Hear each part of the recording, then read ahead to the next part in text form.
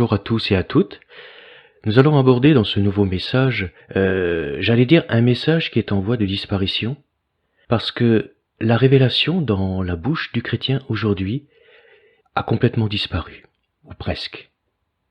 Et je voudrais souligner cette importance capitale, ce besoin que nous avons, nous les enfants de Dieu, les enfants de la lumière, de recevoir constamment la lumière de Dieu sur notre vie, pour notre vie.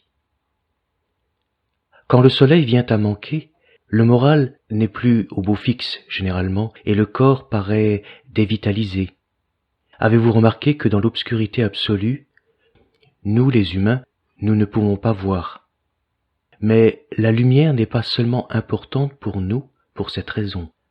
Notre horloge biologique est également dépendante de la lumière.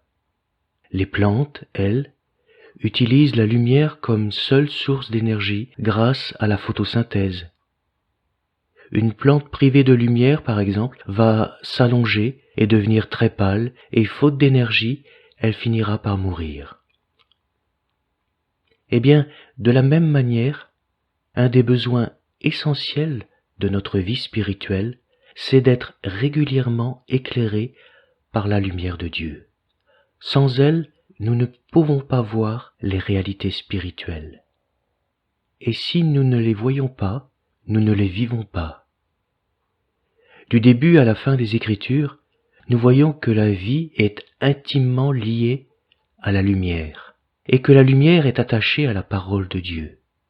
Si nous désirons connaître Dieu, nous devons donc bien saisir la relation entre ces trois vérités. Nous allons dans ce message aborder beaucoup de points concernant ce sujet, c'est vrai. Je vais volontairement parler lentement et je vous propose d'écouter ce message dans un esprit de prière, peut-être même de le réécouter plusieurs fois en demandant au Seigneur de vous illuminer par sa lumière. Il est vraiment fondamental de ne pas chercher forcément à tout comprendre, mais de chercher surtout à recevoir la lumière du Saint-Esprit, qui, lui, sait trouver le chemin de nos cœurs sans difficulté. Il nous est demandé en 1 Thessaloniciens 5, 21 de tout examiner, mais nous sommes en danger si nous laissons nos préjugés nous guider dans cet exercice. Il nous faut chercher à découvrir la vérité. Approchez-vous du trône de la grâce avec un cœur ouvert et sincère, et Christ vous éclairera. Si vous avez des questions au sujet de ce message sur des points particuliers concernant votre vie, vous pouvez me contacter en privé par le biais de notre site bibleetfoi.com sans problème. La lumière naturelle est vitale pour notre santé physique. La lumière de Jésus-Christ est vitale, elle, pour la santé de notre homme intérieur, afin, nous dit Éphésiens 3,16, d'être puissamment fortifiés par son esprit dans l'homme intérieur. Si nous négligeons cet aspect, nous manquerons d'énergie dans notre marche spirituelle, nous manquerons de lucidité face aux puissances des ténèbres, face à la séduction, nous manquerons de vision comme support à notre foi. Pour que les fondations de notre vie ne s'effritent pas à la venue de tous les vents violents et ténébreux prédits par la Bible, notamment en la fin des temps, nous devons être engendrés sur le roc, c'est-à-dire être unis à Christ comme il est lui-même uni au Père par la parole. Nous verrons dans notre deuxième message ce qu'est exactement ce roc, mais pour l'instant, nous allons rester sur le sujet de la lumière. Paul ira jusqu'à dire dans Éphésiens 1,18 que cette lumière doit absolument illuminer les yeux de notre cœur. Littéralement, c'est remplir les yeux intérieurs de lumière. Pour que nous sachions quelle est l'espérance qui s'attache à son appel et quelle est la richesse de la gloire de son héritage qu'il réserve aux saints. Remplir nos yeux intérieurs de lumière afin que nous sachions. Voilà le chemin de la révélation intérieure du Seigneur Jésus-Christ, et il n'y en a pas d'autre. Toute la Bible nous révèle clairement que l'homme est l'enjeu du conflit entre le royaume des ténèbres et celui de la lumière, entre la vie et la mort. C'est pourquoi, une fois sauvés, nous ne devons pas seulement nous contenter de notre salut et de rechercher simplement un haut niveau de moralité dans notre marche quotidienne, mais nous devons bien comprendre que l'œuvre de Dieu ne s'arrête pas là. L'objectif du Saint-Esprit est bien de nous faire grandir ensuite dans la vie de résurrection de Christ, en nous éclairant le plus souvent possible le contenu de cet héritage, justement, qu'il nous réserve. Notre méditation tournera autour du texte de Acte 9 au verset 3. Comme il était en chemin, il arriva qu'il approcha de Damas. Et tout à coup, une lumière brilla du ciel comme un éclair autour de lui, et étant tombé par terre, il entendit une voix qui lui disait « Saul, Saul, pourquoi me persécutes-tu » Et il dit « Qui es-tu, Seigneur » Et il dit « Je suis Jésus que tu persécutes. » Le monde sans Christ s'imagine être libre parce qu'il s'est émancipé de Dieu et de sa parole, de ses commandements. Il ne se rend pas compte qu'il a donné les pleins pouvoirs aux ténèbres en termes de désolation, de destruction et de corruption de l'humanité. Mais d'une manière similaire, nous pouvons dire aussi qu'une grande partie du monde chrétien s'imagine être à l'abri des influences ténébreuses parce qu'il a expérimenté le salut. Je voudrais m'arrêter sur ce point en vous partageant ma conviction personnelle. Le monde incroyant et le monde chrétien ont tous les deux un besoin criant, celui d'être illuminés par la lumière de Dieu, et ils n'en ont pas conscience, ni l'un ni l'autre. La dernière église mentionnée par Jésus dans l'Apocalypse est celle de Laodicée, et tous les enseignants de la Bible savent qu'elle représente l'église des temps de la fin. C'est le type d'église qui sera le plus répandu à la fin des temps, une église organisationnelle, qui a perdu son premier amour et qui est revenu fièrement aux œuvres d'une manière légaliste. Laodicée, qui signifie en grec le règne des opinions des hommes. L'église de Laodicée est typifiée dans notre texte par le pharisien Saul de Tarse. Comme elle, cet homme croit être riche et n'avoir besoin de rien de nouveau dans son environnement religieux. Mais son grand malheur, c'est que dans sa connaissance large des Écritures, il ne sait pas que spirituellement parlant, aux yeux du Seigneur, il est malheureux, pauvre, aveugle et nu. Et qu'il a besoin, par la grâce de Dieu, qu'un collier oigne ses yeux, afin qu'il ait une vision libératrice de la croix pour sa propre vie. Et je crois que beaucoup dans cette humanité aujourd'hui, beaucoup, chrétiens ou non, ont besoin de cette même révélation, de ce même collier, pour oindre leurs yeux, afin qu'ils voient la lumière. Ne culpabilisons pas, nous sommes tous plus ou moins touchés par ce même manque de lumière. Et nombreux sont les enfants de Dieu aujourd'hui qui ont cessé de progresser dans la connaissance de Christ, ils sont satisfaits de leur salut, et semblent convaincus d'avoir ainsi reçu toute la révélation de la croix, et que maintenant, ils peuvent vivre leur vie dans le monde comme bon leur semble. C'est une séduction. Le diable ayant réussi à différents niveaux de placer des écailles sur leurs yeux.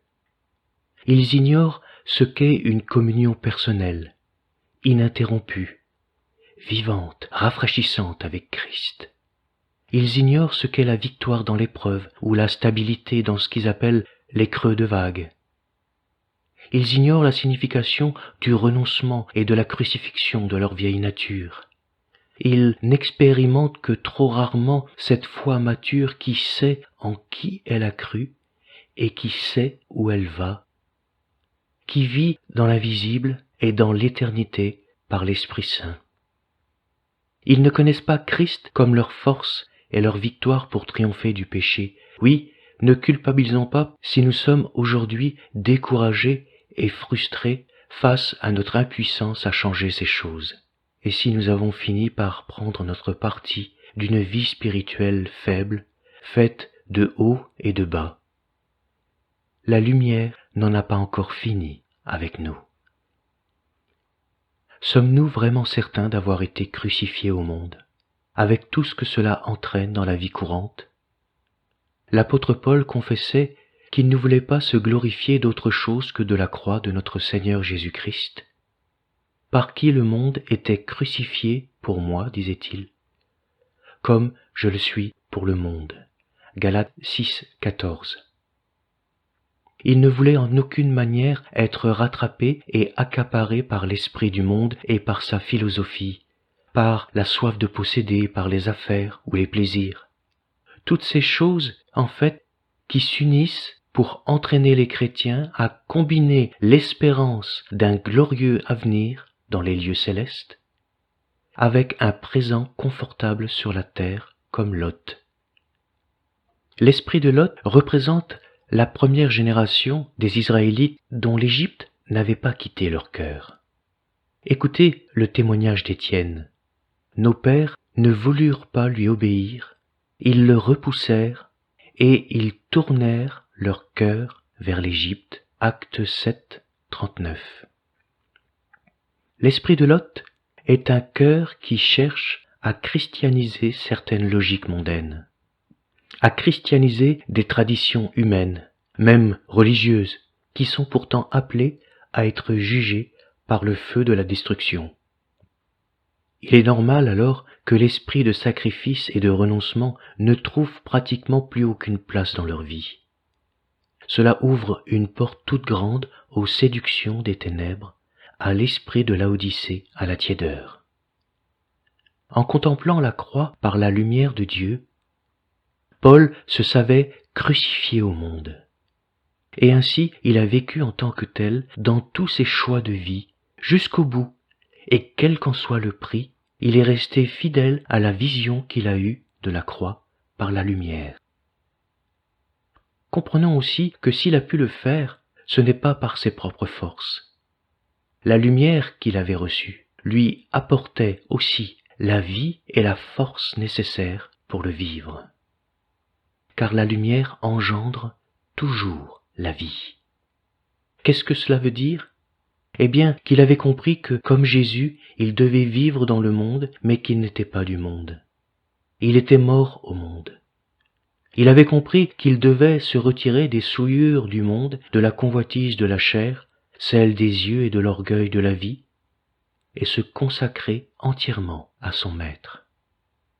Et que aimer les choses du monde serait un adultère spirituel et une forme de révolte à l'égard de Dieu.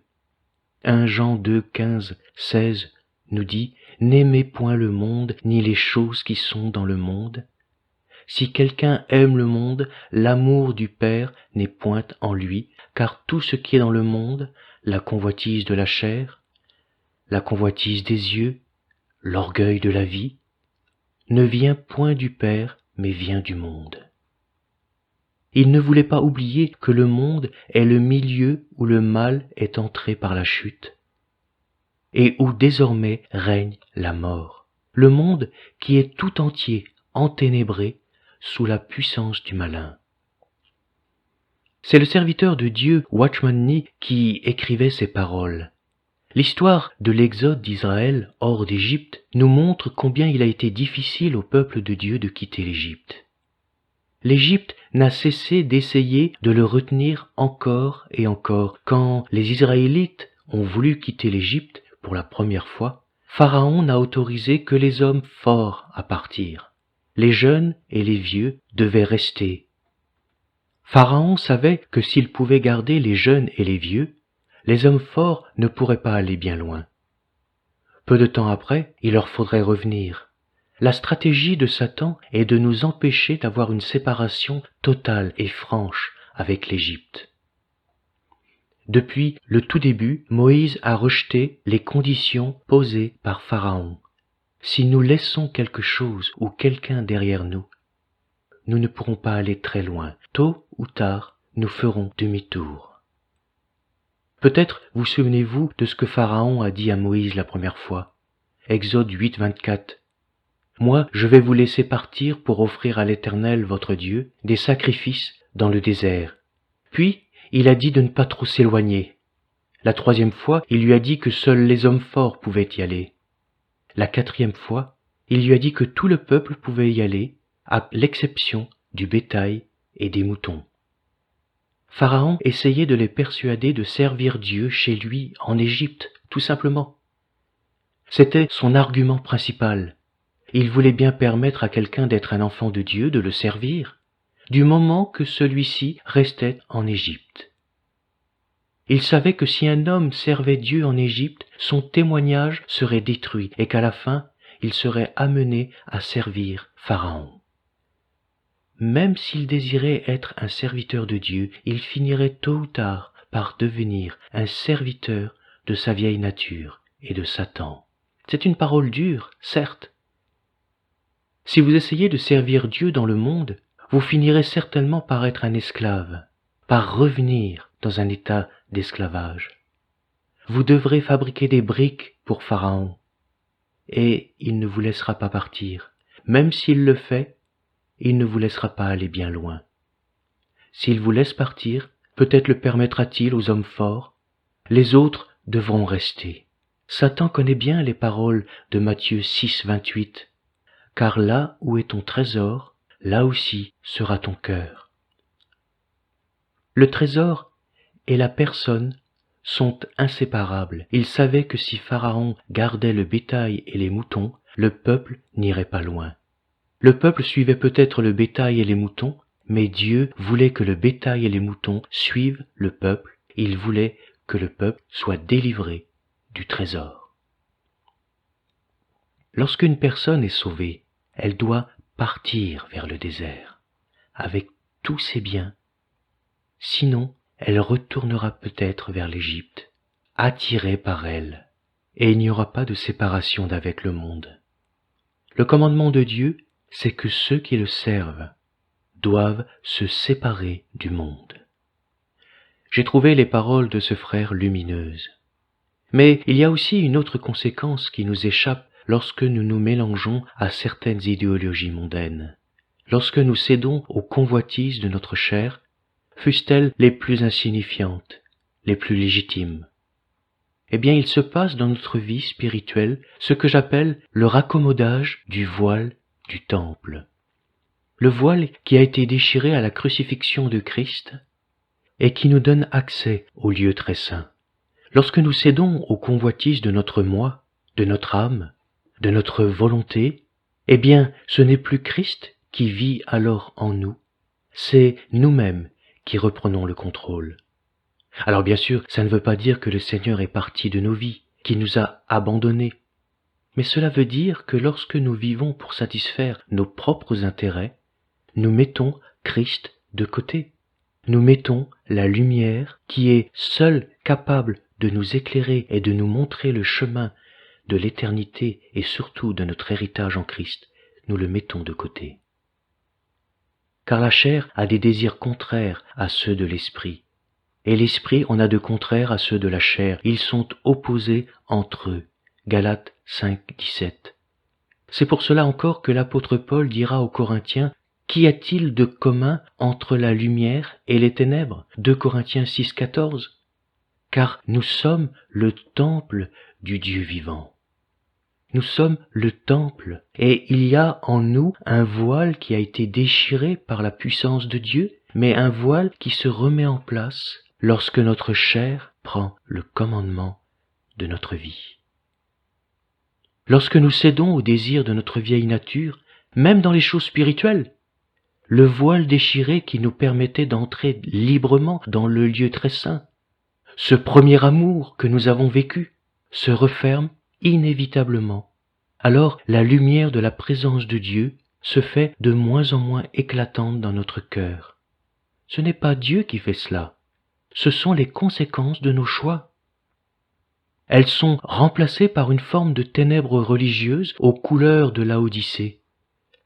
Ce voile qui doucement se referme, c'est notre vieille nature adamique qui reprend, je le disais, qui reprend les commandes de notre vie.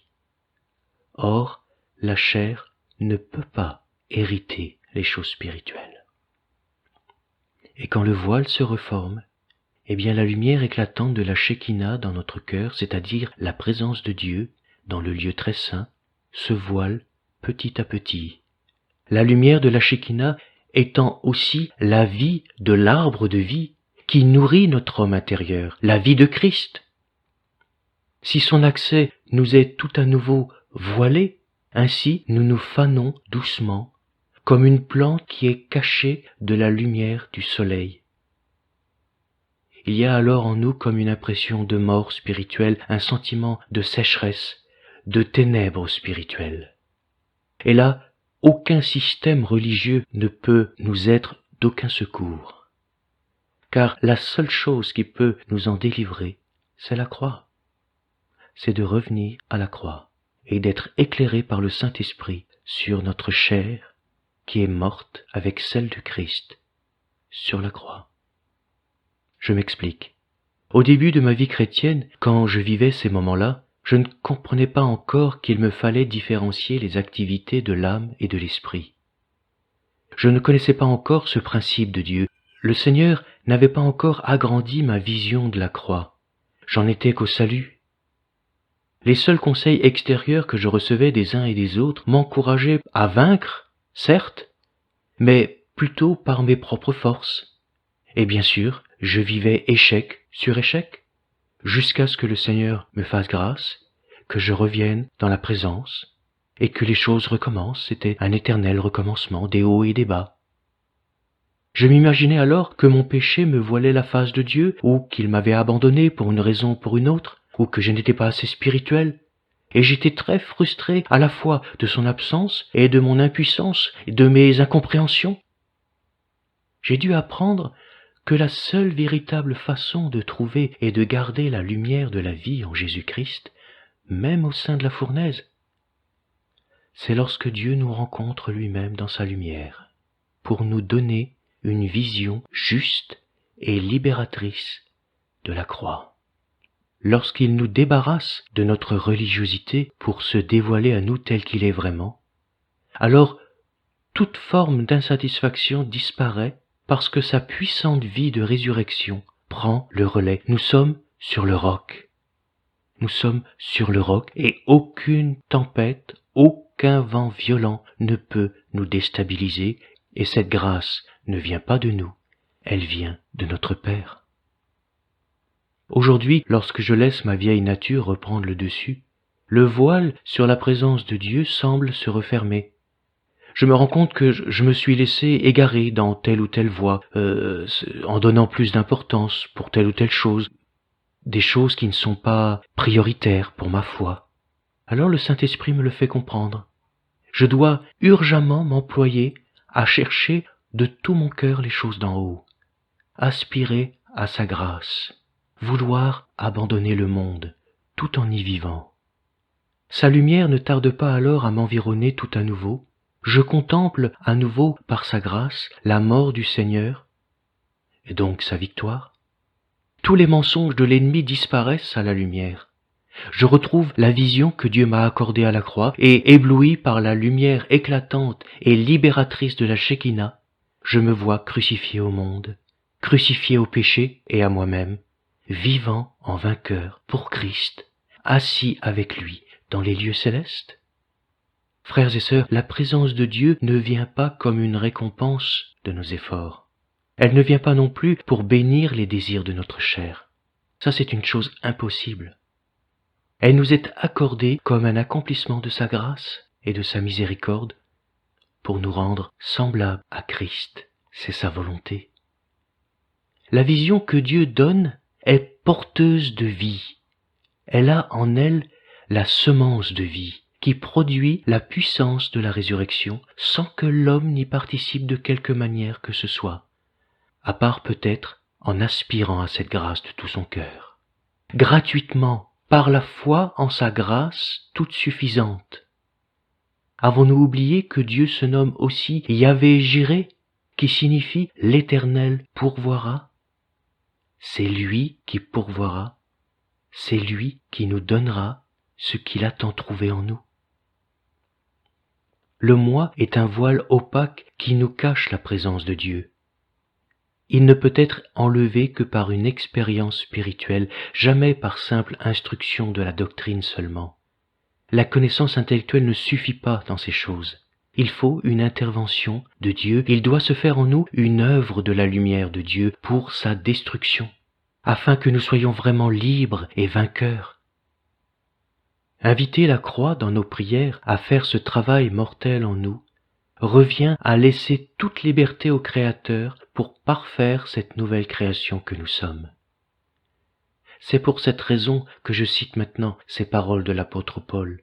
Ce que je dis, frères, c'est que la chair et le sang ne peuvent hériter le royaume de Dieu, et que la corruption n'hérite pas l'incorruptibilité.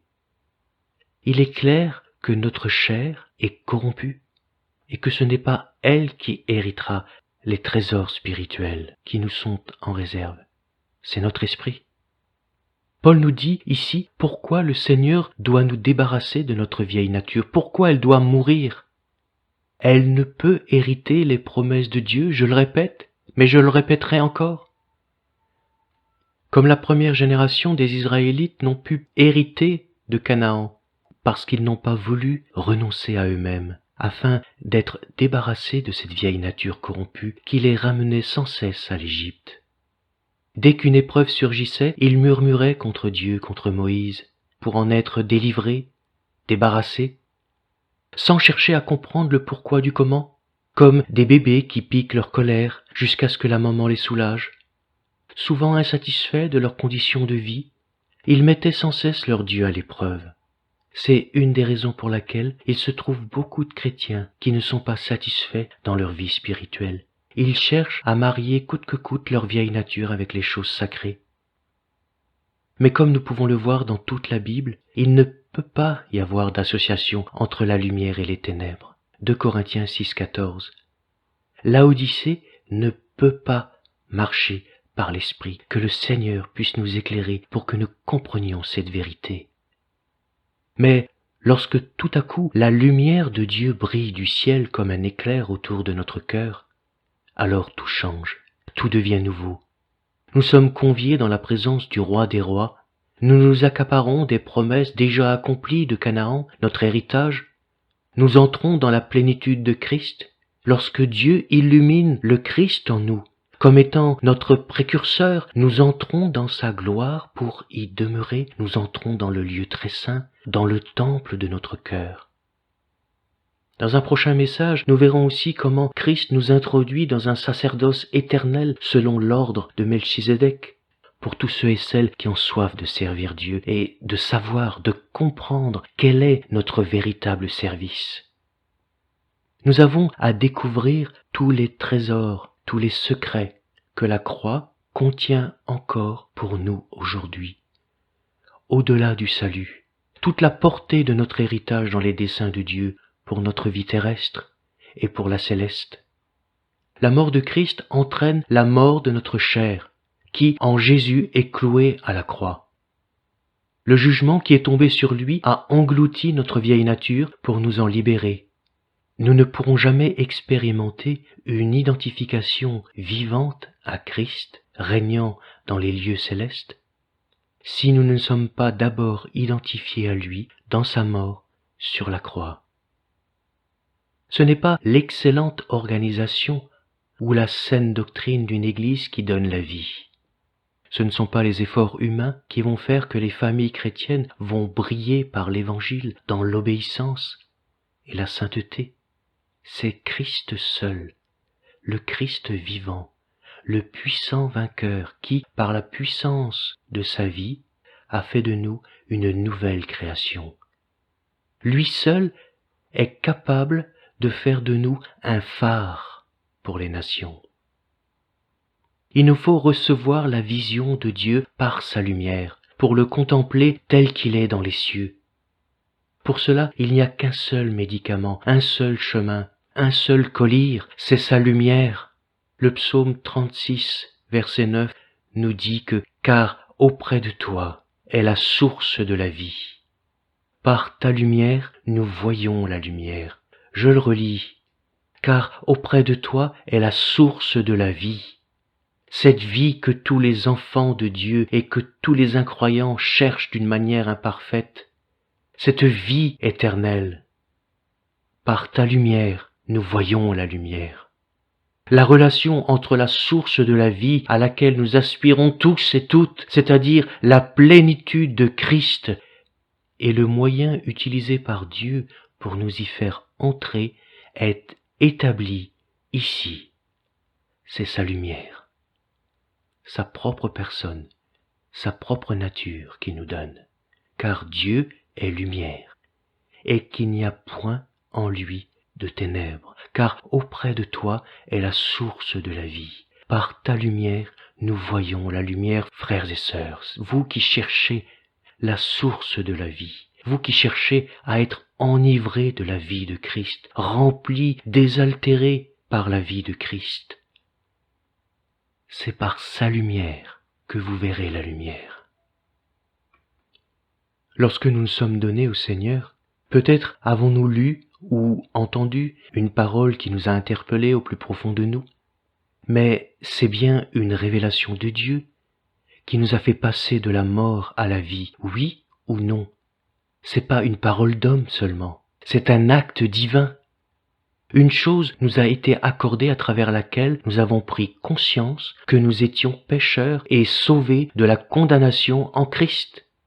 Cette réalité ne peut pas venir de la chair et le sang. Nous ne pouvons pas l'inventer, nous ne pouvons pas la découvrir par nous-mêmes. Nous étions tous des pécheurs aveugles, fermés au véritable rayonnement de l'évangile de Dieu. Une personne ne peut pas naître de nouveau et grandir si cela ne lui a été donné par la lumière d'en haut. Il faut donc une intervention de Dieu, il faut un miracle. Un homme ne peut recevoir que ce qui lui a été donné du ciel. Jean 3, 27. Un homme ne peut recevoir que ce qui lui a été donné du ciel. Et puis ce texte en Jean 1, versets 1 à 4. Au commencement était la parole, et la parole était avec Dieu, et la parole était Dieu.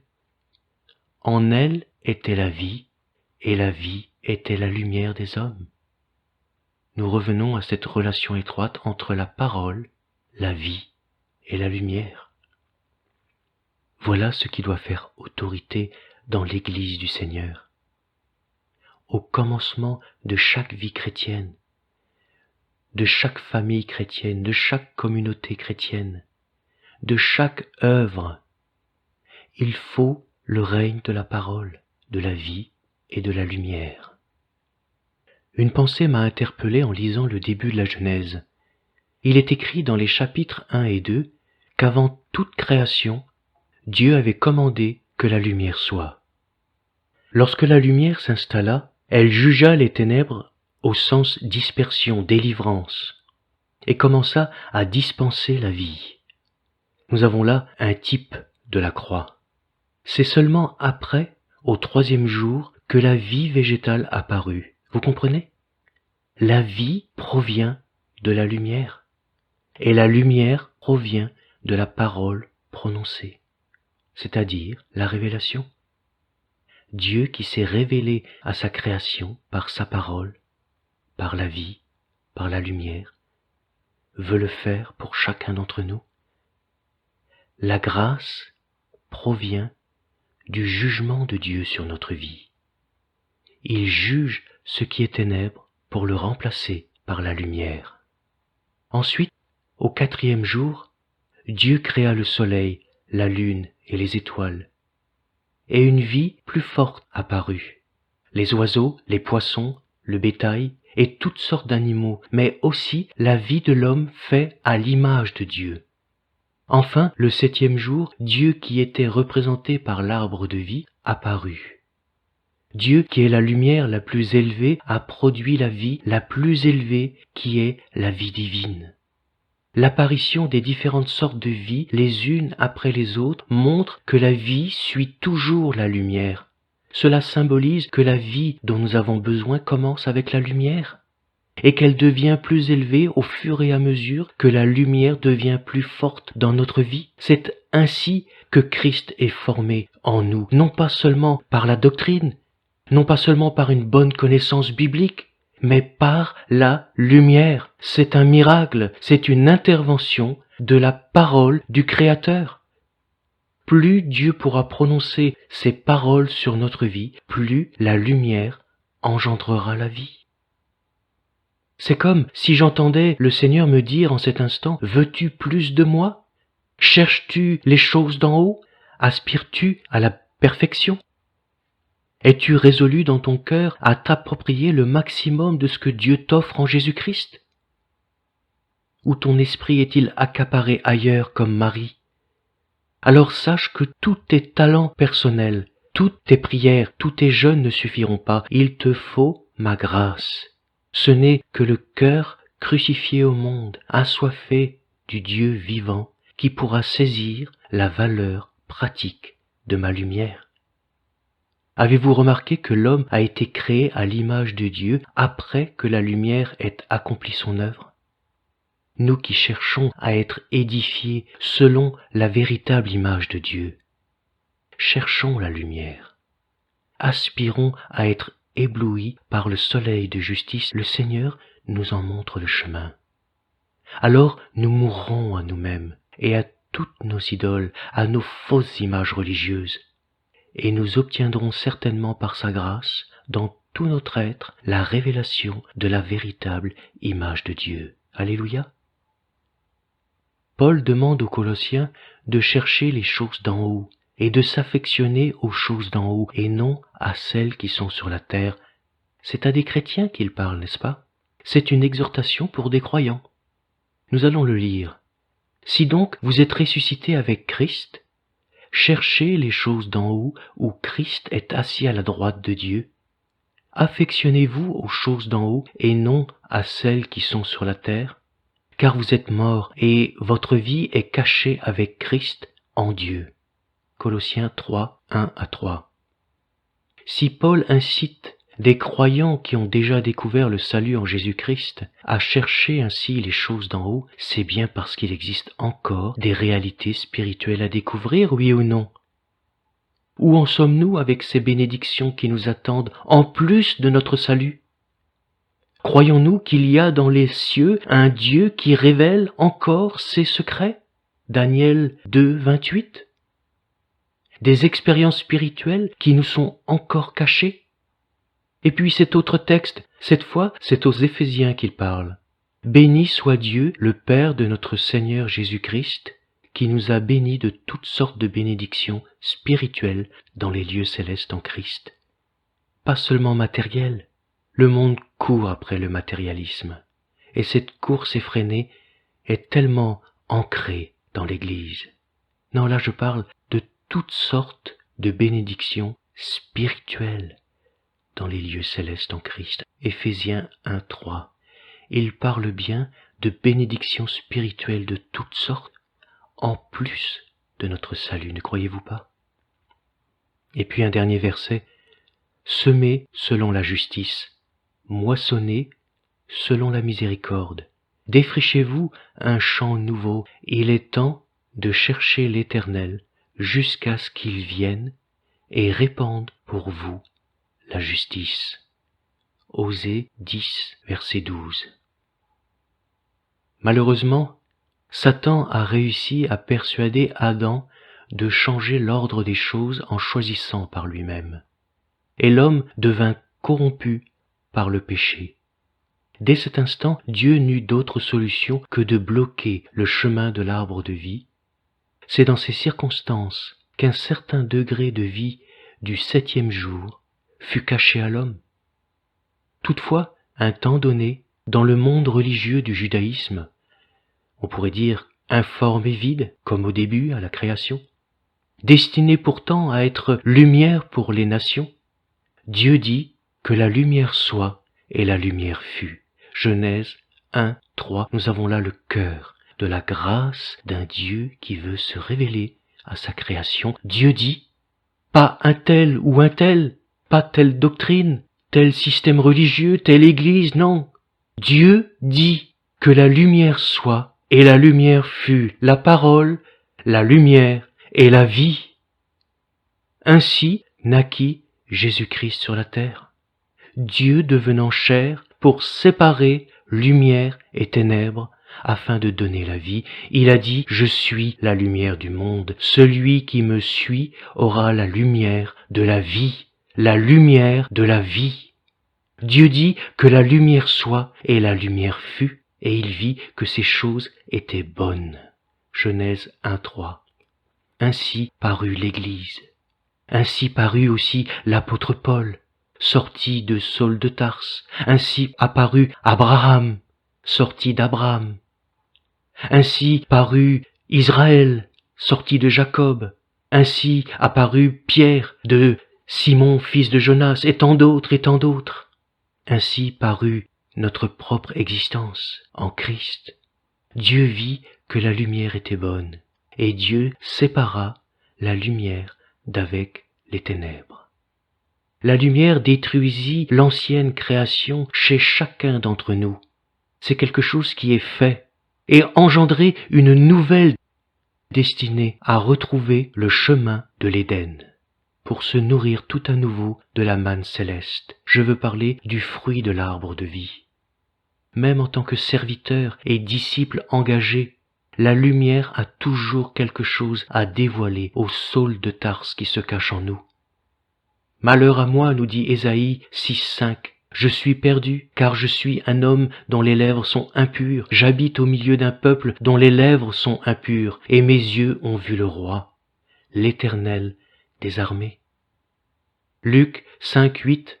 Simon-Pierre tomba aux genoux de Jésus et dit, « Seigneur, retire-toi de moi, parce que je suis un homme pécheur. » Vous croyez là que Simon-Pierre a été convaincu par une doctrine ou bien par la chair et le sang? Non.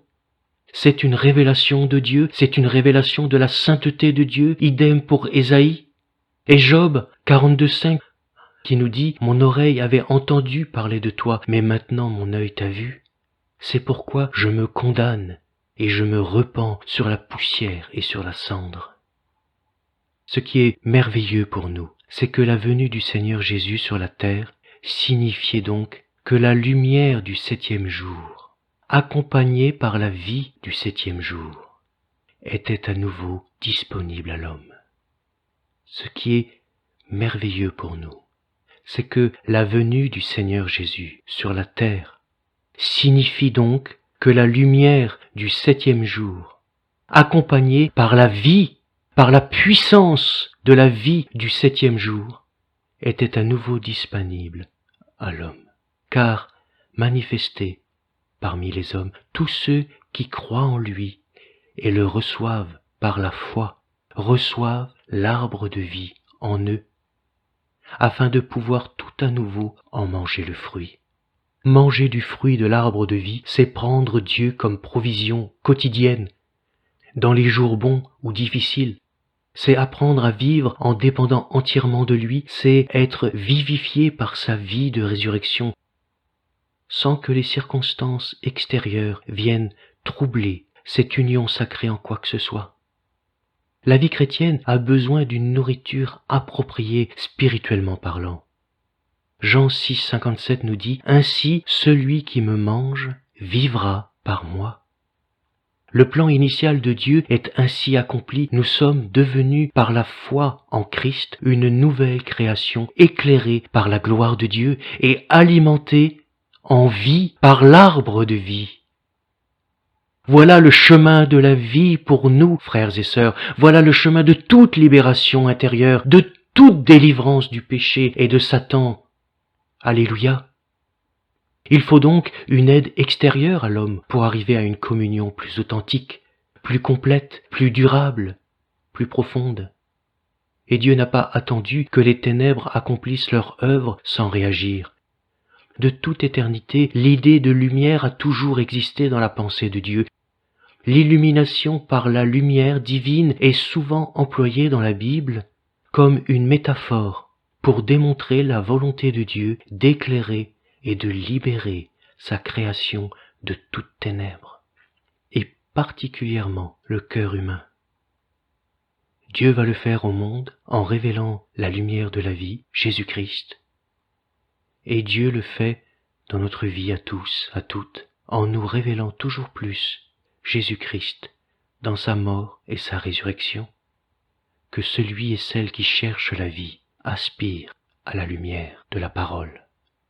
Toute âme ne peut apercevoir et marcher dans la vérité que dans la mesure où le Créateur lui révèle son Fils. Matthieu 16, 17 nous dit « Tu es heureux, Simon, fils de Jonas, car ce ne sont pas la chair et le sang qui t'ont révélé cela, mais c'est mon Père qui est dans les cieux. Ta délivrance ne vient pas d'un homme, lui dit Jésus. Elle vient de mon Père qui est dans les cieux. » Plus tard, il va falloir pourtant que le Créateur lui envoie une nouvelle fois la lumière pour qu'il puisse discerner que le salut était aussi pour les non-juifs. Actes chapitre 10. Et je crois très sincèrement que Pierre a fonctionné comme cela toute sa vie. C'est la lumière qui nous montre le chemin de la volonté de Dieu. C'est la lumière qui nous éclaire un chemin de pleine croissance en Christ. C'est la lumière qui nous donne la capacité de devenir semblable à Christ et d'accomplir ses œuvres. La puissance de la mort de Christ doit agir en nous comme une épée à double tranchant qui sépare lumière et ténèbres. Oui, il est aujourd'hui plus qu'urgent que le soleil de justice se répande sur nos vies, comme un éclat de lumière qui nous fera entrer dans le lieu très saint pour y demeurer.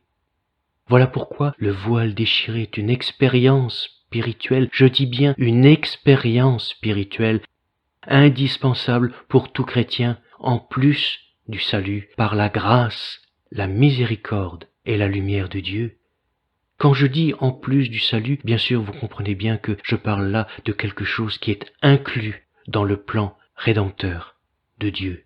Je fais exprès cette différence pour noter qu'il y a bien dans ce plan rédempteur de Dieu une suite de révélations du Créateur pour sa créature.